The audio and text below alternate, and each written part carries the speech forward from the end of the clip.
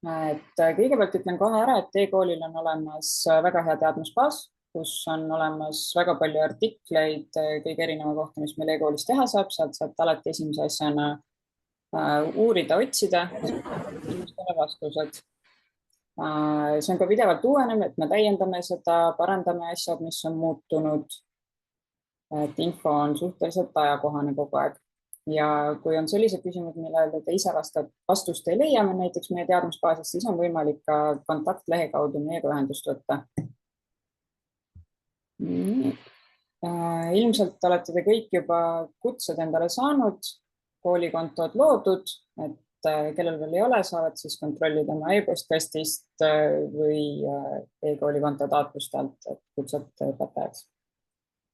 Oluline on kindlasti ka vaadata oma andmed üle, et oleks korrektne e-posti aadress, vajadusel sisestada telefoninumber ning soovi korral on võimalik kasutada ka kaheastmelise autentimise rakendust, mis teeb siis konto palju turvalisemaks.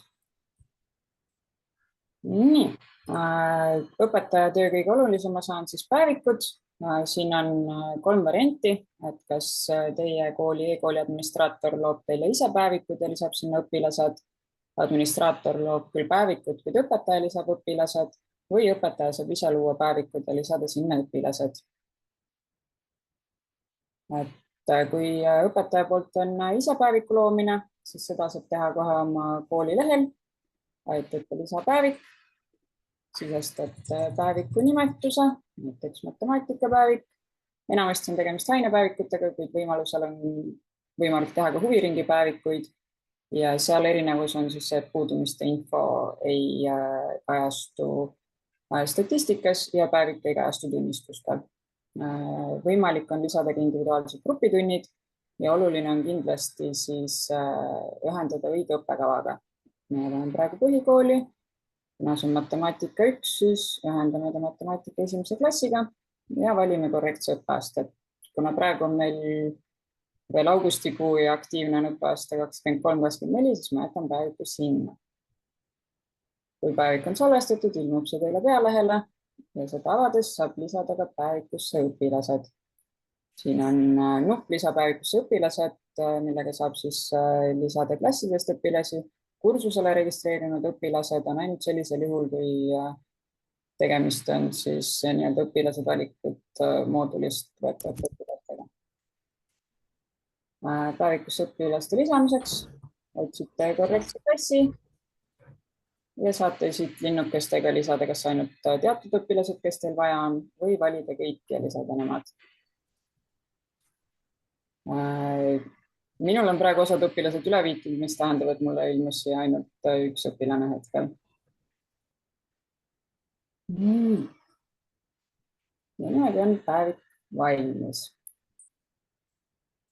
Samuti on e-koolis võimalik õpetajatel luua töökavad, mis lihtsustavad teie nii-öelda igapäevatööd.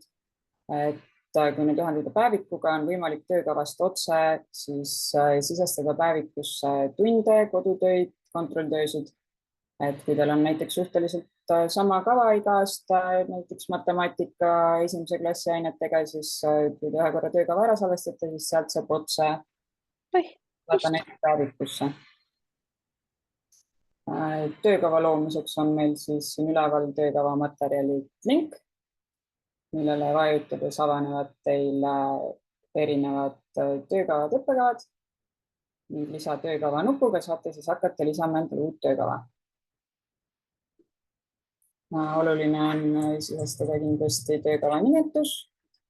Ma olen 1. klassi matemaatikapäeviku, siis teeme ka sellele töökava. Valite, mis klass ta on. Mitu tundi teil selle töökava läbimiseks läheb ja siit saate ka kohe ühendada ta päevikuga ära. Kui töökava on loodud, saate hakata lisada siia teemasid. Näiteks numbrid, oletame, et see võtab 4 tundi aega. Lisate kirjelduse, õpitulemused, mis antud töökavaga võiksid olla saavutatud ning põhimõisted. Samuti on iga teema juurde võimalik lisada ka alateemasid, näiteks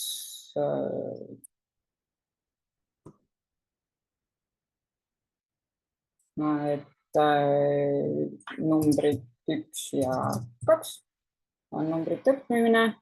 Juurde saab panna ka näiteks kodus ülesanded, harjutamist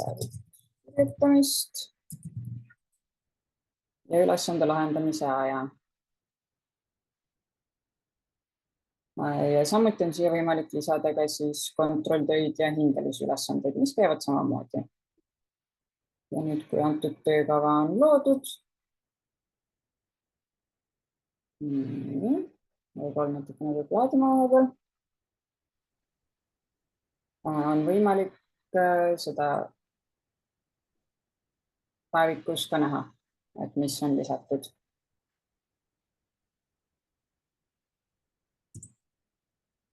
Tööpäevikuga, päevikus on meil palju erinevaid võimalusi, sisestada tunde, kontrolltöid, kodutöösid, hinnata ja puudumiste seletamine, vaadata õpilaste infot detailselt ning ka päevikutest teatajate saatmist. Kõige olulisem on teil peidetud siia plussmärgi alla, kus on siis võimalik lisada uus ainetund, hindeline ülesanne või kontrolltöö, kodune ülesanne ja aasta lõpupoole siis juba ka perioodihinded, aastahinded, eksamihinded. Ainetunni lisamiseks vajutate lisa uus ainetund. Kui tahate, täidate siit otsa ära või siis, kuna teil on ühendatud ka töökava, saate valida siit alt, et ta täidab tunni automaatselt. Kindlasti tuleb lisada tunni number, et kui teil on näiteks päevas esimene tund, panete siia esimene tund, lisate pealkirja ja soovi korral kirjelduse. Sellisel juhul salvestatakse teile siia ainetund ära. Ainetunnile vajutades on võimalik koguda puudumised, lisada neid ühekaupa või siis ka hinde. Antud juhul, kui ma vajutan siit kogu puudumised ja salvesta, minul ei puudunud keegi praegu, sinna ei tulnud midagi.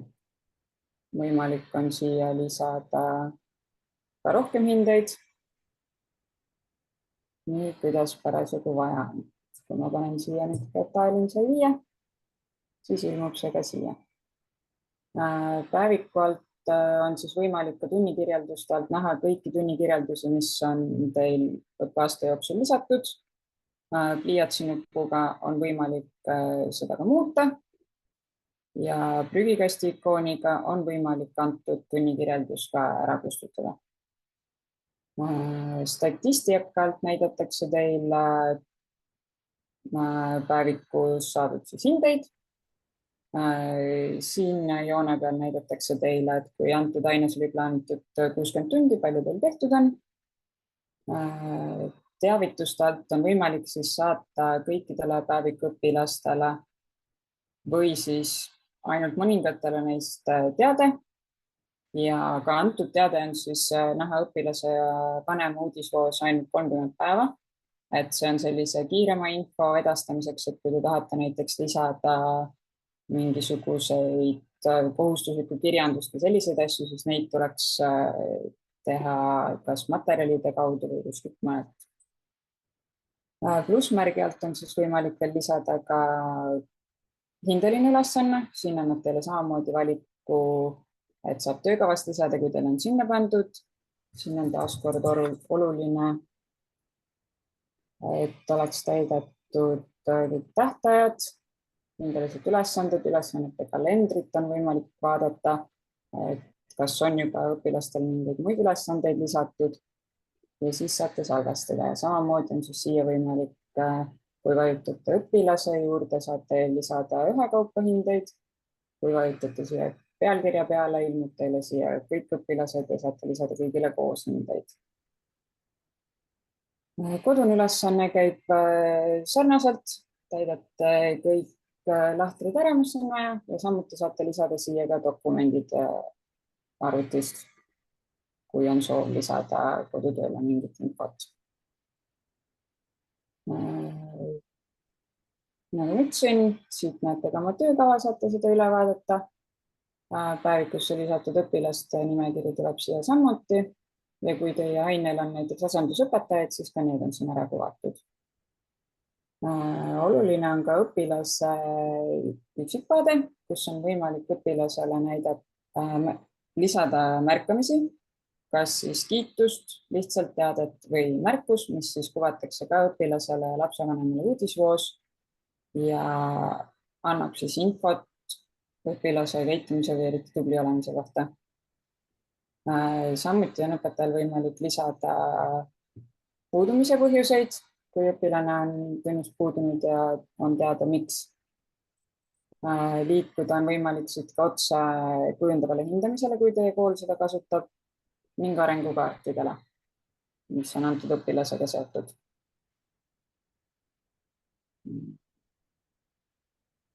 Ja kogu klassi vaatele tagasi saate siis siit nurgast minna.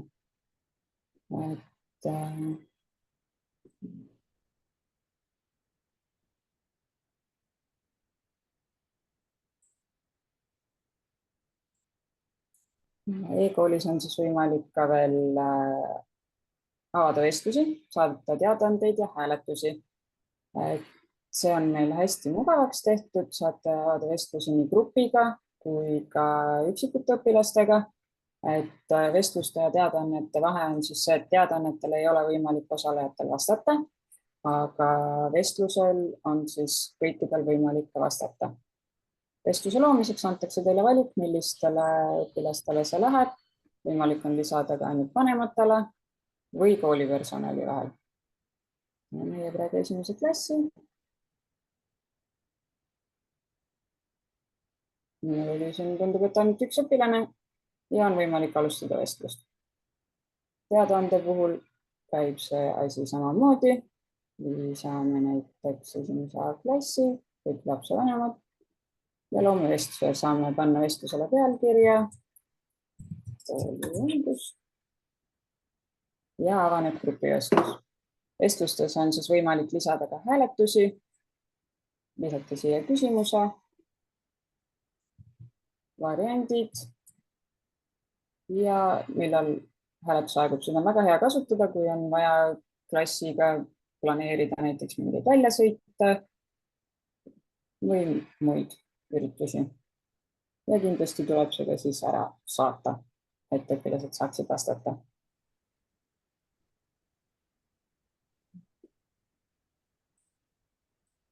Klassijuhataja puhul on oluline ka klassi puudumiste ja klassi hinnete päevik.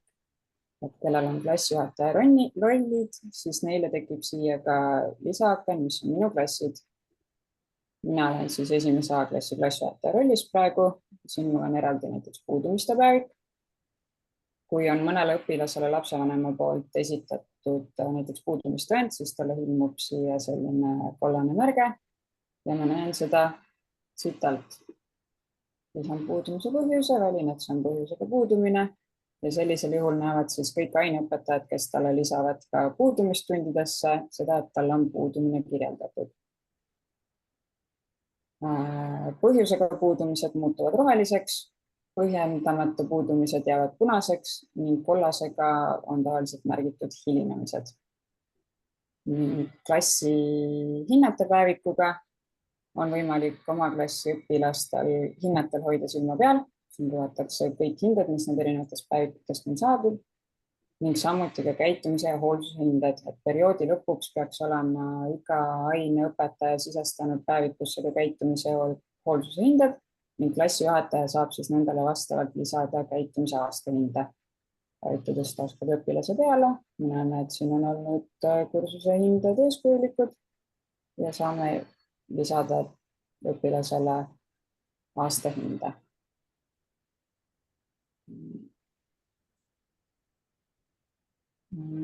See oleks praegu kiirelt kõik. Kas teil on küsimusi?